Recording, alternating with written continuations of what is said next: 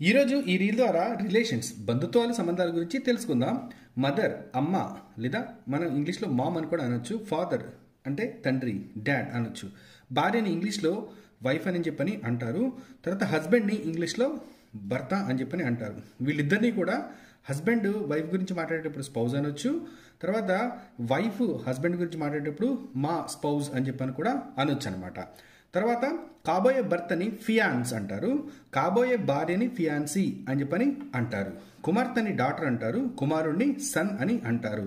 కోడల్ని daughter in-law అంటారు. అల్లుడిని సన్ ఇన్లా అని అంటారు. మేనకోడల్ని నీస్ అంటారు. మేనల్లుడిని నెఫ్యూ అంటారు. అత్త వరుస ఆంటీ ఆర్ ఆంట్ అంటారు. మామ వరుస అంకుల్ అని అంటారు. వదిన లేదా మరదల్ని సిస్టర్ ఇన్లా అని అంటారు. బావ లేదా బావమరిదిని మరిదిని బ్రదర్ ఇన్లా అంటారు. సిబ్లింగ్స్ అంటే తోడబుట్టిన వారు కావచ్చు, తోబుట్టులు కావచ్చు.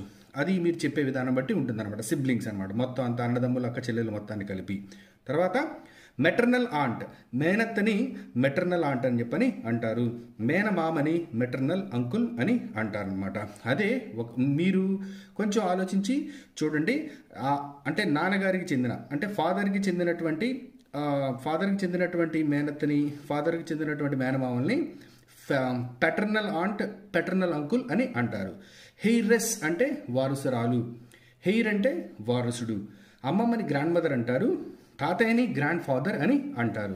అయితే మనకి జేజమ్మ జేజిమామని గ్రేట్ గ్రాండ్ మదర్ అని చెప్పని అంటారు. జేజి తాత ముత్తాతని గ్రేట్ గ్రాండ్ ఫాదర్ అని చెప్పి అంటారు. కజిన్ అంటే అక్క చెల్లి అన్న తమ్ముడు బావ బావమరిది మొత్తం అందరినీ కూడా సింపుల్గా కజిన్ అని చెప్పని చెప్పొచ్చు. కజిన్స్ అంటే అందరూ వస్తారనమాట. ఇది మీరు గమనించాలి.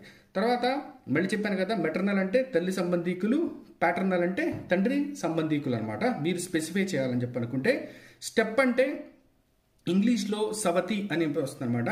స్టెప్ ఫాదర్ సవతి తండ్రి, స్టెప్ మదర్ సవతి తల్లి, స్టెప్ సన్ సవతి కొడుకు, స్టెప్ డాటర్ సవతి కూతురు, స్టెప్ సిస్టర్ సవతి సోదరి, స్టెప్ బ్రదర్ సవతి సోదరుడు. అర్థమవుతుందండి? సో అంటే పుట్టిన తల్లికి కాకుండా తండ్రి వేరే పెళ్లి చేసుకుంటే సవతి అవుతారనమాట. అది మీరు గుర్తుంచుకోవాలి. సవతి అంటే సెకండ్ రిలేషన్ అని చెప్పిన మీనింగ్ అనేది ఇక్కడ వస్తుంది. అయితే ఇక్కడ నేను మీకు ఇచ్చే టాస్క్ ఏంటంటే, చాలామంది తెలివైన వారు ఉన్నారు కాబట్టి పినతండ్రి పినతల్లి, పెదనాన్న చిన్నాన్న పెద్దమ్మ చిన్నమ్మలను ఇంగ్లీష్లో ఏమంటారో దయచేసి మీరు కామెంట్ బాక్స్లో మెన్షన్ చేయండి.